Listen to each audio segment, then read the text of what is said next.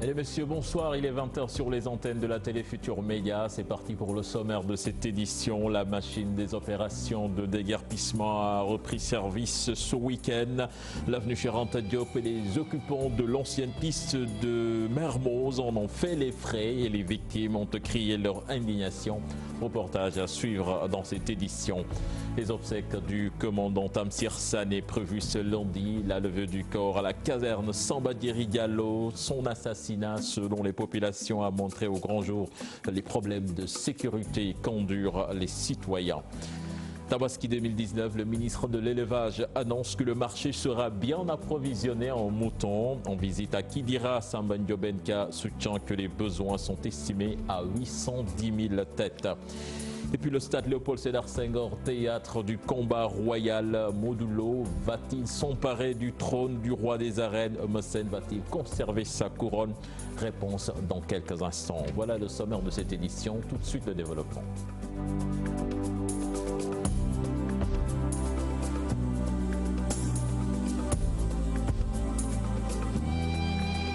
Bienvenue à toutes et à tous. Tout d'abord, cette opération de déguerpissement ce week-end à l'avenue Cheikh Diop et sur les deux voies de l'ancienne piste de Mermoz. Le préfet de Dakar, qui veut impliquer les municipalités, appelle à un comportement modèle des citoyens. Reportage signé sur place Habib Faye et Youssou Bao. Les opérations de déguerpissement se poursuivent à Dakar. Deux équipes du ministère de l'Urbanisme et du Cadre de vie ont enlevé toutes les épaves sur l'avenue Cheikh Anta Diop et sur les deux voies de l'ancienne piste. Nous nous efforçons d'enlever les épaves. C'est vrai que c'est un travail de longue haleine, mais sur instruction de M. le ministre donc, et des plus hautes autorités, nous poursuivons ces opérations. Et comme d'habitude, les procédures sont les mêmes, les sommations sont faites. D'abord, une première grande sommation avait été faite par voie de presse. Vous vous rappelez du communiqué qui avait été signé par moi-même. Une situation difficile à gérer selon le préfet.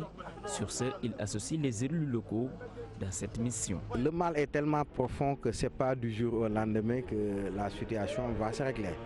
Mais ça ne nous décourage pas, d'abord parce qu'il s'agit d'une instruction de la plus haute autorité, mais également si on ne fait rien, la situation va empirer davantage. Donc le travail est en train d'être fait, les collectivités territoriales qui sont d'abord les premiers démembrements de l'État font ce travail. Nous sommes en train chaque fois de faire des efforts en poursuivant le travail de planification mais également de suivi. Il appelle aussi les Sénégalais à adopter un comportement exemplaire. Nous n'avons pas encore atteint notre vitesse de croisière, nous n'avons pas encore atteint le degré de satisfaction qui est en cohérence avec les instructions des hautes autorités. Mais ce n'est pas une raison, comme je l'ai dit tantôt, de croiser les bras. Nous continuons ce travail-là parce que chaque fois d'ailleurs que nous agissons à travers les médias, à travers la réaction seulement des populations, ça nous donne des éléments de satisfaction, des encouragements que nous recevons des populations, mais ça ne suffit pas. Je crois que ce qu'il faut faire, c'est d'abord un changement d'attitude, un changement de mentalité parce que l'État ne peut pas tout faire. C'est tard dans la nuit que l'opération de déguerpissement s'est déroulée devant les propriétaires de ces véhicules. Ils ont été sommés de quitter les lieux depuis 2 mois, a affirmé l'autorité administrative. Objectif, 0 déchet au Sénégal. Après cette opération de déguerpissement, les déguerpis s'indignent contre les autorités et pointent du doigt le maire de la commune de Ouakam. Les riverains, quant à eux, magnifient cette initiative. Un reportage signé Maguette Gueye et Diafaraba. L'ancienne piste de Mermoz a totalement changé de décor. Les épaves et gargotes ont laissé place au tas de gravats provenant des installations détruites dans le cadre des opérations de désencombrement. Les riverains saluent. Je suis satisfait de cette initiative. Je suis ouvrier et je travaille ici pour subvenir à mes besoins. Mais je sais que c'est avec objectivité qu'ils font cela. Nous sommes tous concernés par le changement du Sénégal.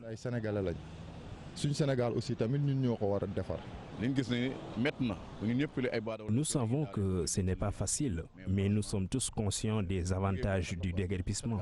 En plus, il n'y avait pas de sécurité dans cet espace. Même s'ils ont reçu une sommation, les déguerpis dénoncent la manière de faire des autorités étatiques. Je travaille ici depuis 1989 dans le seul but d'aider mes enfants. Je les ai demandé de me laisser ici, mais ils ont refusé. C'est pour cela que j'étais obligé de passer la nuit ici pour garder mes bagages. Mais ils ont amené ma cantine et c'est ce qui me fait plus mal. Le maire est le responsable de cette situation. Il a vendu ses espaces. Les gestionnaires n'ont même pas fait 4 mois ici. Et voilà que l'État les a déguerpis des lieux. Ici, chacun a versé 1 million ou même plus à la mairie de Ouakam. La preuve, là où je suis maintenant, c'est un vieux qui l'avait acheté. Des sites de recasement, c'est tout ce qu'ils souhaitent. Ils interpellent l'État. L'État doit recaser les déguerpis parce qu'ils sont des soutiens de famille, mais il faut au préalable qu'il y ait des espaces adéquats. L'opération de déguerpissement initiée par le ministre de l'Urbanisme va se poursuivre. Prochaine étape, la commune de Yoff. Merci à vous, Mohamed Gaye. Les obsèques du commandant Tamsir Sané, assassiné à Koumpentoum ce lundi. La levée du corps est prévue à la caserne Samba d'Iri Diallo. Il sera inhumé au cimetière de Yoff. Justement, l'insécurité grandissante sanctionnée par des meurtres et agressions préoccupe les populations. Elles s'accordent qu'il faut une collaboration entre les forces de sécurité pour anéantir ce fléau. Un reportage signé Mohamed Samba et Tierno Laurent Mendy. Attristés, ils le sont. Ces Sénégalais touchés par le meurtre du commandant de la gendarmerie à Koumpentoum, pour eux, une collaboration entre les forces de défense et de sécurité et les populations peut être une solution face au fléau de l'insécurité. Nous devons en prendre conscience parce que les forces de l'ordre ne sont là que pour nous. Donc coopérer, ça allait leur faciliter leur travail et les malfaiteurs sont parmi nous, dans nous. Et eux, ils ne peuvent pas être partout présents. Nous qui sommes sur le terrain, nous qui sommes présents, il y a des numéros verts. Quand on voit quelque chose qu'on ne comprend pas, ce n'est pas dénoncé, mais on essaie d'en parler avec eux. Ils viennent, ils apportent la lumière là-dessus. Il est assez normal de dénoncer les malfaiteurs. Je ne vois aucun mal dans tout ça. Cette dame se désole de la situation et fustige. Il y arrive qu'en plein jour, donc des honnêtes citoyens, des Sénégalais lambda se font agresser ou bien se font agresser, se font battre en plein jour et que personne n'ose lever la petite main. Donc on a l'habitude de prendre des décisions qui n'ont pas de suivi après. Donc pour cette fois, j'appelle toutes les autorités qui sont en charge de ce dossier de prendre des mesures idoines pour que de pareils événements ou bien de pareils drames ne se reproduisent. Les populations appellent à participer dans la lutte contre l'insécurité galopante. Moi-même qui suis en train de parler, je devais être le premier à descendre sur la rue. Parce qu'une perte de vie, ce n'est pas une chose simple. Nous devons tous nous unir pour éradiquer ces mauvaises pratiques. Je déplore vraiment le meurtre du commandant qui pourtant militait pour la sécurité des populations. L'insécurité est devenue monnaie courante dans la société, la psychose hante les sommeils. Par conséquent, collaborer avec les forces de défense et de sécurité, une solution pour stopper ce danger. L'annoncé dans les titres de cette édition Tabaski 2019, toutes les dispositions sont prises pour un bon approvisionnement en moutons pour la fête. 54 000 têtes pour l'heure disponibles sur le marché. Les besoins sont estimés à 810 000 têtes cette année. Le ministre de l'élevage était à Kidira, Sambagno-Benka, que je vous propose d'écouter au micro de Moussa Omar Gueye. À faciliter le processus du début jusqu'à la fin, c'est-à-dire l'impôt.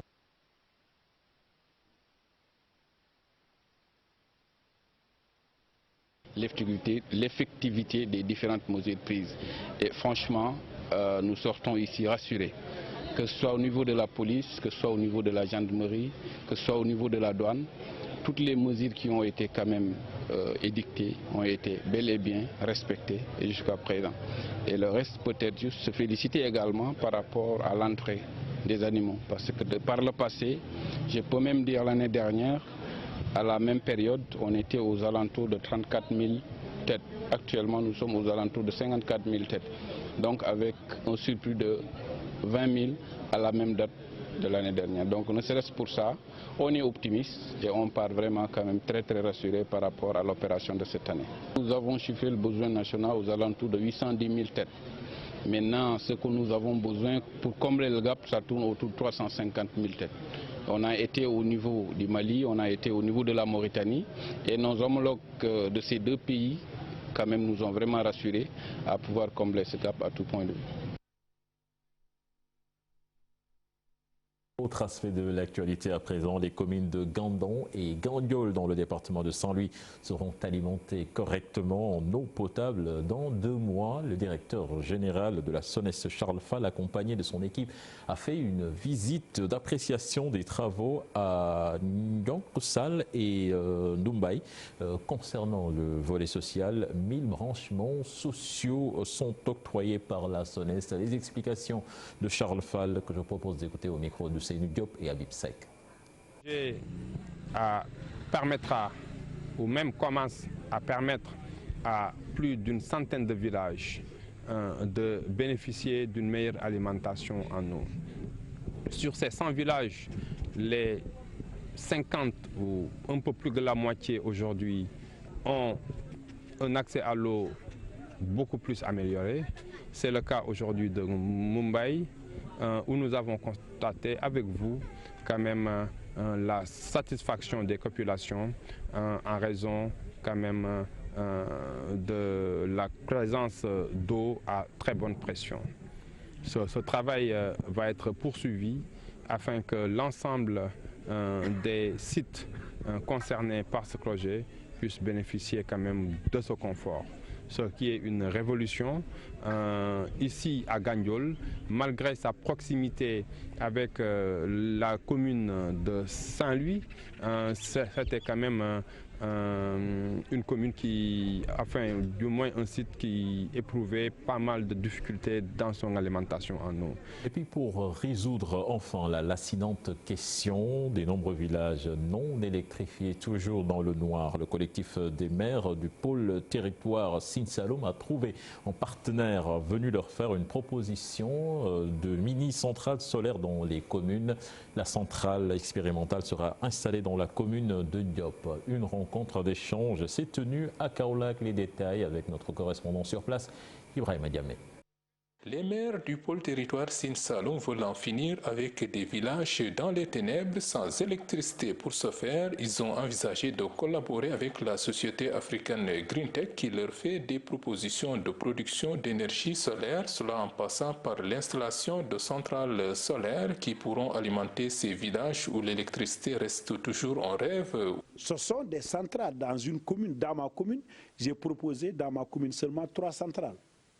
Donc, et c'est chaque commune qui va choisir les lieux le plus adéquat qui lui permettra, dans un rayon de 2,5 km, de polariser le maximum de villages. Africa GreenTech est déjà présente au Mali et au Niger. Le Sénégal est sa 3e destination. Et ce que nous proposons ici au Sénégal, elle est aussi innovante parce que, à la différence des 2 premiers pays, nous souhaitons effectivement que l'expérience que nous allons vivre ici au Sénégal soit portée par la communauté. Et en ce sens, nous avions discuté avec le président du collectif. On a été effectivement rencontrer la population. Et notre ambition, c'est d'organiser la population ici à travers des coopératives et que cette coopérative soit effectivement porteuse du projet. Beaucoup de maires et des représentants de communes du pôle territoire Sine Saloum étaient présents à cette rencontre d'échange qui pose les jalons d'une collaboration entre le collectif des maires du pôle territoire Sine Saloum et cette société allemande. Tambacounda, l'harmonisation des tarifs a boosté le taux d'accès à l'électricité, mais beaucoup de communes sombrent dans l'obscurité, d'où l'urgence pour les concessionnaires de redoubler d'efforts, comme nous le dit notre correspondant sur place, Moussa Omar Gueye. lu jëm ci wàllu courant bi ci àll bi gis nañ ni bare na ay chef-lieu de commune yoo xam ne tey jii jotaguñu ci courant bi. Ensuite, nous sert à partir de concertation. Voilà, ce n'est pas la bonne version. Certainement, nous y reviendrons dans nos prochaines éditions. Nous parlons éducation à présent avec le portrait du meilleur élève de BFM dans le département de Thiès. Il a obtenu une moyenne de 16 sur 20 et il s'appelle Ndiaga Ndiaye. Il étudie au CEM de Ndoukoumane. Cher Anta Diop, c'est la terre. Ce jeune élève natif de la commune de Toubatoul est le meilleur élève au BFM dans le département de Thiès. Tu as obtenu ton BFM? Oui. Tu avais quelle moyenne en classe? J'avais une moyenne de 16. 16 sur 20. Oui. Un élève discret, courageux, timide, selon ses professeurs. En plus d'avoir été choisi comme meilleur élève de 3e au BFM au niveau du département de Thiès, Ndiaga Ndiaye a aussi remporté cette année le prix du meilleur élève de 3e. C'est un grand plaisir pour moi de venir ici représenter le CEM de Ndoukoumane. C'est un grand plaisir que je partage à ma famille et tous les enseignants. Grand soutien de mes professeurs et de ma famille. Il excelle aussi dans les matières scientifiques comme les mathématiques et la SVT. Vous avez combien en mathématiques? L'examen, j'avais 17,50. SVT? SVT, j'avais 19. Et quand on lui pose la question ce qu'il souhaiterait devenir après les études, il nous donne une réponse mitigée. Ça,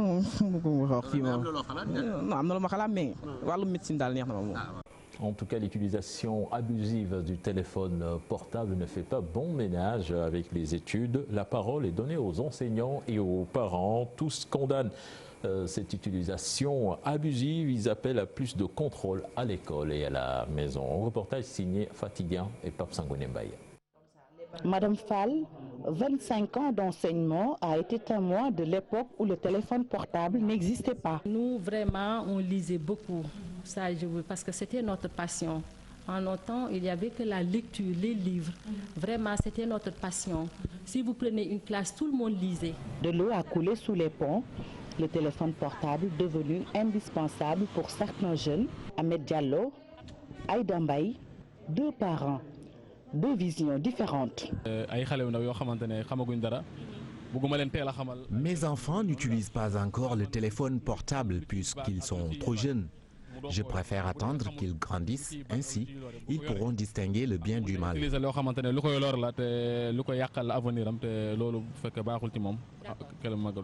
Oui, ils utilisent des téléphones portables. Ils connaissent les codes. Quand tu changes, ils connaissent les codes. Je dis à mes enfants d'éviter ça parce que c'est pas bon de manipuler le téléphone portable de leur père. L'actuel principal du CEM, les Manguiers, est catégorique. Les conséquences sont énormes. L'Internet, tout le monde le sait, le portable vraiment a des côtés très positifs, mais il y a des côtés négatifs. Voilà, les côtés négatifs, ils sont dans les réseaux sociaux. Si ces réseaux sociaux pouvaient être évités et peut-être ils orientent leur recherche dans les sites qui donnent vraiment la connaissance, ce serait une bonne chose pour l'éducation. L'utilisation du téléphone portable, oui, mais des règles doivent être établies pour le bien de l'enfant. Il y a baisse de niveau et pourtant l'outil est là, on peut l'utiliser à des fins très positives. Les sites sont là, même les professeurs utilisent pour donner leur apprentissage, enseignement dans les écoles. Pourquoi pas les élèves? Les parents, on leur parle, l'école, l'État. Donc nous devons être en synergie pour essayer de mettre des stratégies pour le contrôle. Moi, je vais insister sur le mot contrôle parce qu'il faut contrôler. Moins de temps consacré au portable, plus de contrôle, des activités ludiques, entre autres propositions. Ce phénomène peut être à l'origine de la baisse du niveau des élèves tant décrié ces dernières années. Le professeur Souleymane Assoudiagne lui pointe du doigt le manque de lecture chez les élèves. Enseignant en économie à l'université Alioune Diop de Bombay, il invite les potaches à renouer avec la lecture. Il s'exprimait en marge de la traditionnelle cérémonie de remise de prix aux meilleurs élèves de Bargny. Je vous propose de l'écouter. Ces propos sont recueillis par Ousseynou Thiam et Ahmadou Bamba Samba. Les causes sont nombreuses. Il y a la première cause qui est le manque de lecture. Les jeunes ne lisent plus maintenant. Les jeunes ont déserté les bibliothèques universitaires, les bibliothèques municipales, les bibliothèques même dans les écoles. maintenant ne sont plus des lieux d'attraction. Ça, c'est une première cause. La deuxième cause, il me semble qu'il y a également l'effet des médias, des réseaux sociaux, tout ce qui est Facebook, WhatsApp et autres, qui divertissent quelque part nos jeunes à se concentrer sur l'essentiel. Il y a également d'autres aspects qui sont liés à la pédagogie. On doit interroger également les méthodes pédagogiques qui sont les supports de l'organisation pédagogique dans nos écoles, dans nos lycées, dans nos universités. Également, il y a des causes sociales qui sont liées à la morphologie de nos familles, de nos communes, de nos villes, qu'on doit également interroger pour pouvoir tracer des actions de remédiation en vue d'améliorer le niveau général. Nous allons à présent dans le sud du pays, 600 millions de francs CFA prévus pour accompagner les entreprises locales en Casamance. C'est une annonce du ministre de la Microfinance et de l'économie solidaire. C'était lors du lancement de la seconde phase de la plateforme d'appui au secteur privé. Zara Yantiam, que je vous propose d'écouter, elle est interrogée par Boubacar Diassi. Région de Ziguinchor, région bu am potentialité là. Également acteur économique. La région de Ziguinchor est une région qui a beaucoup de potentialités. Et puis les acteurs économiques sont nombreux et s'activent dans beaucoup de domaines. Leur difficulté majeure, c'est l'accès au financement et l'accès au marché. Mais nous pouvons y trouver des solutions à partir de l'économie solidaire et sociale. Car ce que permet l'économie sociale et solidaire, c'est la mutualisation des forces pour avoir accès à des faveurs. C'est pourquoi aujourd'hui, nous leur avons accordé 200 millions rien que pour la région de Ziguinchor, afin qu'ils puissent expérimenter le modèle de l'économie sociale solidaire. On a expérimenté le modèle de l'économie sociale solidaire. C'est sous boba du doon ben groupement wala ñaar mais groupement yu bari ñoy dajalo ci ben filière. Dans le cadre de la tournée de 48 heures que nous avons eue en Casamance naturelle, nous avons pu injecter 600 millions afin que chaque région puisse expérimenter le modèle, car chacun s'active dans une filière donnée. La seule difficulté, c'est comment s'y prendre. Et le ministère de l'économie sociale et solidaire est justement venu en appoint pour résoudre cette difficulté. En appoint de l'offre locale qui est déjà là. Et puis réhabilitation de la mosquée de Ndiarème, le Kourel Ande Liguel Borom Touba se prépare et invite les disciples mouris à s'engager. Un programme est prévu à partir du 2 août prochain. L'objectif est de moderniser ce patrimoine de Serigne Touba Khadimou Rassoul. Les explications d'Amadou Yandé Thiam, interrogé par Al-Hassan Ba et Tierno Laurent Mendy. On a eu l'aval du Khalif son digal pour en fait réhabiliter et disons moderniser, parce que donc faire que ça soit encore plus beau, donc plus moderne, donc ce patrimoine historique du mouridisme. Et donc nous lançons un appel donc à toute la Oumma, hein, et aux talibés, aux disciples de Cheikh Ahmadou Bamba, pour qu'ils viennent appuyer en masse donc ce projet-là, donc financièrement, donc sur le plan je veux dire intellectuel, ou même sur le plan physique. Donc nous lançons un appel donc à tout le monde, hein, sans distinction, pour parachever donc ou même refaçonner donc ce haut. Et puis en sport, l'événement de ce dimanche, c'est le combat entre Modulo et Eumeu Sène. La confrontation est imminente en ce moment entre les deux lutteurs. Et puis retenez que vous aurez les temps forts de l'après-combat tout juste sur nos antennes de la TFM. Voilà, c'était tout pour ce 20h. Prochain rendez-vous pour l'information, ce sera à 0h avec le tout en images. Excellente suite de programme en compagnie de la TFM. Au revoir.